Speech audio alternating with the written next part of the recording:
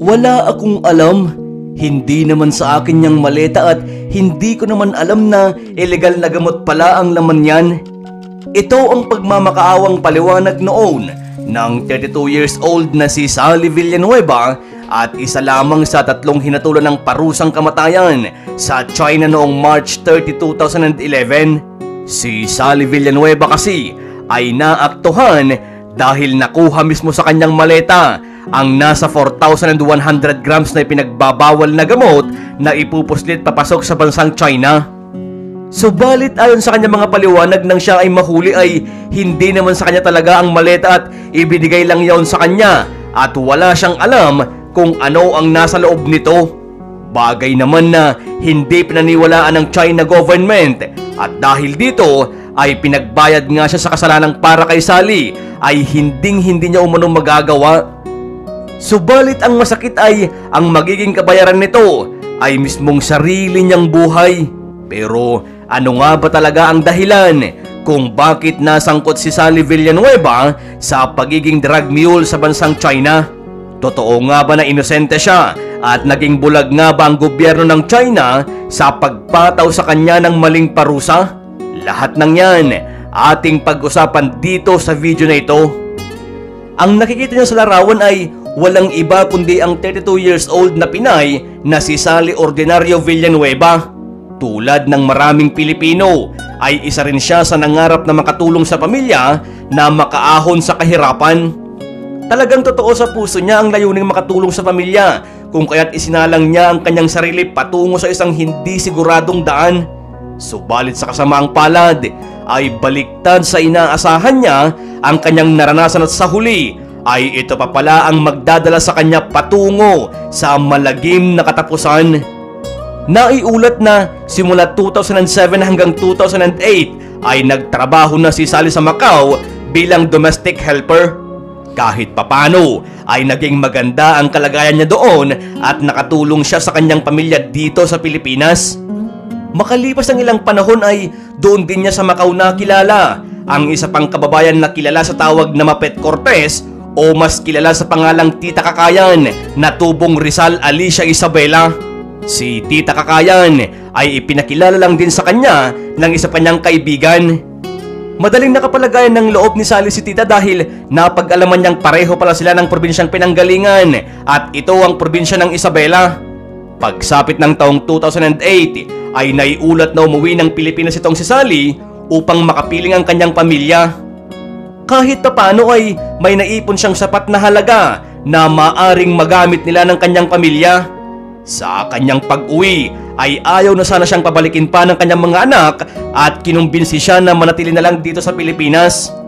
Subalit isang araw ay nag-cruise muli ang landas nila Sally at Mapet o Tita Kakayan. Kinumbinsi siya ni Mapet na muling mangibang bansa sa China pero hindi na bilang domestic helper kundi messenger di umano. Ayon kay Mapet, ang magiging trabaho lamang ni Sally doon ay magdala ng mga spare parts ng mga cellphone mula China papunta dito sa Pilipinas. Bagamat nag-aalangan ay pumayag din si Sally dahil iniisip nga niya ang kapakanan ng kanyang mga anak at pamilya. Dahil din kasi sa binitawang pangako ni Mapet na siya na ang bahala sa mga gagastusin sa pagpuproseso ng mga papeles ni Sally, kaya naman madali lang nitong nakumbinsi ang kababayan. Pagsapit ng December 2008 ay tumawag si Mapet kay Sally upang ipaalam dito na naayos na niya ang lahat ng papeles niya at nakabook na sa parehong travel agency ang kanyang flight papuntang China. Subalit labis ang pagtataka nito nang sabihin ni Mapet na huwag na siyang magdala pa ng maleta o kahit anong gamit nito dahil sila na daw ang bahalang magbibigay sa kanya ng maleta.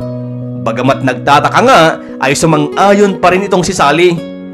Sa isip ni Sally ay ito lamang ang paraan para makatulong sa kanyang pamilya at may ahon sila sa kahirapan. Ang hindi alam ni Sally ay ang kanyang labis na pagtitiwala pala kay Mapet ang magdadala sa kanya sa alanganing sitwasyon at siyang magiging dahilan ng kanyang malagim na katapusan.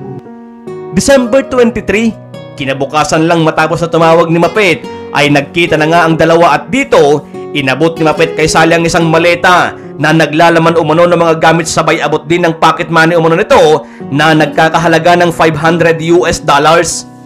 Pagkatapos nito ay nagbigay din si Mapet ng contact number kay Sally tungkol sa isang tao na imimit umano nito sa Xiamen na siya raw di umunong magbibigay dito ng instruction. Kapag natapos daw ni Sally ang transaksyon na ito, ay kikita na raw siya kaagad ng halagang 30,000 pesos ng walang kahirap-hirap.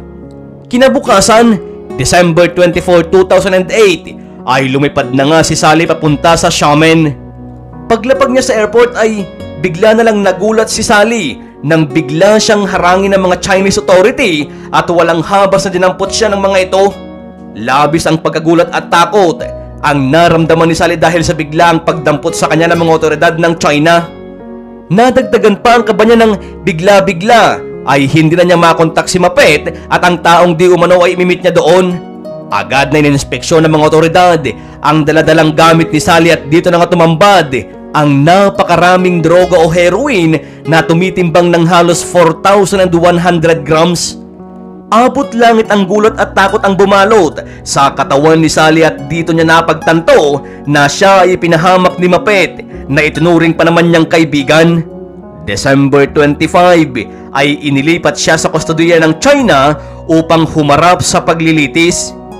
Dito ay agad siyang kinasuhan ng China government ng kasong drug smuggling.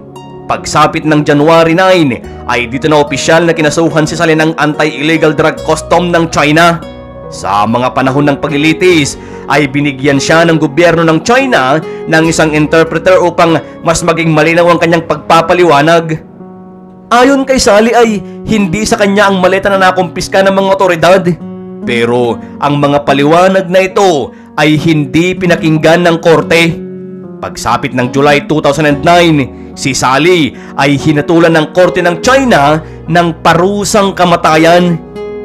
Halos gumuho ang mundo ni Sally sa natanggap na hatol. Paano na kaya ang kanyang pamilya? Paano na ang kanyang mga anak? At paano na ang kinabukasan ng mga ito kung mauulila ang mga ito sa ina? Nang mabalitaan ito ng Philippine Consular sa China ay agad silang umapela, ngunit ito ay hindi pinakinggan ng gobyerno ng China at ipinagpatuloy ang nakatakdang pagbitay kay Sally. Ganito kahigpit ang batas sa China. Wala silang sinisino at hindi sila nagpapakita ng mercy, lalo na kung talagang nagkasala ka sa kanilang paningin. Masakit man sa kalooban ay wala nang nagawa si Sally, kundi ang hintayin na lamang ang kanyang katapusan. Sa tulong naman ng ating gobyerno ay agad na pinalipad sa Xiamen, China ang mga magulang at kapatid ni Sally upang masilayan ito bago man lang ito bitayin.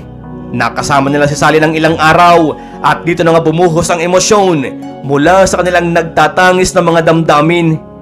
Labis na pagdadalamhati ang naramdaman ng mga magulang ni Sally dahil sinong mag-aakala na hindi pala magiging maganda ang huling pagkikita nilang mag-anak. Alam mo ba kung ano ang masakit dito, kaibigan? Walang idea si Sally kung kailan ang araw ng kanyang bitay. Ang hindi niya alam ay ang araw ding yun pala ang mismong araw ng kanyang katapusan at isang oras matapos na hayaan ng mga otoridad na makasama niya ang kanyang pamilya ay dito, diniretso na siya ng mga otoridad sa execution chamber. Walang kaalam-alam si Sally na iyon na pala talaga ang huling araw na masisilayan niya ang mukha ng kanyang mga magulang at mga kapatid. Hanggang sa huling sandali ay mariin pa ring itinatanggi ni Sally ang kanyang kinalaman sa kasong ibinato sa kanya ng gobyerno ng China. Bago tuluyang bitayin ay humiling siya sa gobyerno ng ating bansa na sana ay matulungan nito ang kanyang mga anak sa pag-aaral nito. Hanggang sa huli ay kapakanan pa rin ng kanyang mga anak ang umiral sa kanya. Wala man siyang magawa sa kanyang sitwasyon ay sinigurado niya na mahihingi niya ang tulong sa gobyerno ang kalagayan ng kanyang mga anak upang masiguro ang magandang kinabukasan para sa mga ito. Talaga namang nakakadurog ng puso kung iisipin. Isipin mo, kaibigan, kung sa nanay mo nangyari ang mga ganito. Napagbintangan sa isang kasalanan na wala naman talaga siyang kinalaman at sa huli ay nabitay sa kabila ng pagiging inosente nito. Isipin mo, kaibigan, ang sakit sa puso at traumang naranasan ng kanyang mga anak. Bago bitayin si Sally ay nakagawa pa ito ng sulat para sa kanyang pamilya. Isinulat ito sa wikang Ingles dahil ayaw pumayag ng gobyerno ng China na tagalugin niya ito. Ayon sa sulat, I am Sally O. Villanueva, entrust my 2 children and my house for them to take care of all of this, and giving them my authorization to handle of my children and to live in my house and continue what I started. I want my mother to do all of this for me. They can stay and live in my house and look after my children. Nakasulat din ang Princess at Lexburg, take care and I love you. Anyong, take care of our kids. No matter what happen, I love you forever.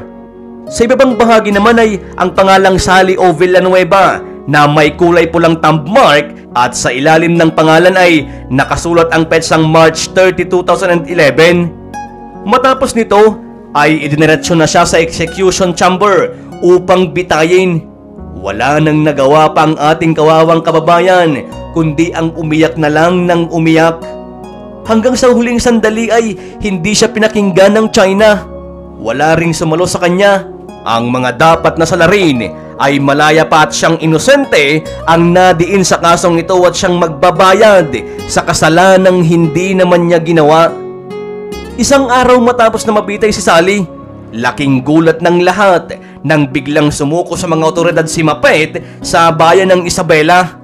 Ayon kay Mapet, ay natakot ito sa kabi-kabilang death threat na natatanggap nito. Sa huli ay inamin nito na siya ang nag-asikaso ng mga papeles ni Sally. Nakakalungkot dahil huli na nang umamin ito sa kanyang kasalanan dahil nabitay na si Sally at wala nang saysay ang salaysay niyang ito. Sa huli ay kinasuhan siya ng illegal recruitment. Ang kwento na ito ni Sally Villanueva ay maging aral sana para sa lahat ng mga kababayan natin na nagpaplanong mangibang bansa. Huwag tayong kaagad na magtitiwala lalo na kung hindi naman natin lubos na kilala ang mga taong nakakasalamuhan natin. Tandaan, madaling magmukhang mabait sa harap ng ibang tao, lalo na kung may pakinabang na makukuha mula rito. Maraming mga tao ang magaling magpakitang tao pero hindi magagawa ang tunay na pagpapakatao.